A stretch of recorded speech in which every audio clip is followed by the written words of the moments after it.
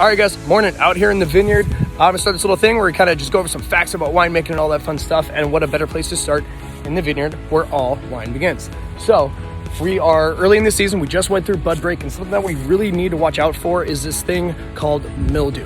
And mildew is caused by actually a fungus. So this mildew will actually be a white powdery substance that you're actually gonna see on the leaves here.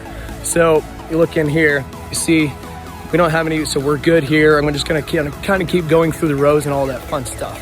Another way to know is if you're starting to have a mildew problem later on in the season is actually over down by the canes. There's gonna be like a black spotty kind of look to it. It's not really powdery, it's kind of like an opaque look, honestly.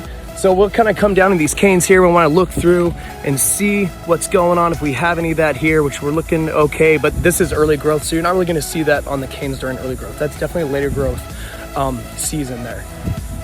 What we can do to prevent mildew is actually something called spraying. What they do is they come out and they spray the substance on here that actually prevents the mildew from either spreading or growing.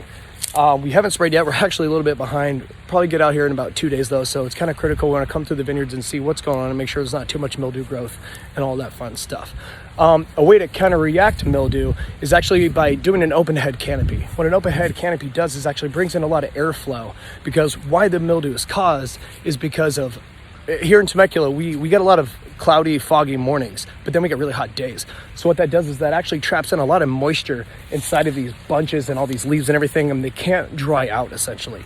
So if you have this open canopy, you can get a lot of airflow through there. You can dry out whatever fog and mildew and all that fun stuff that came in through this morning and that is now getting kind of, I hate to reuse the word soggy, but like kind of soggy in the heat and all that fun stuff. So little wine fact for you guys. I'm gonna try to work on some of these every now and then, but thanks for tuning in.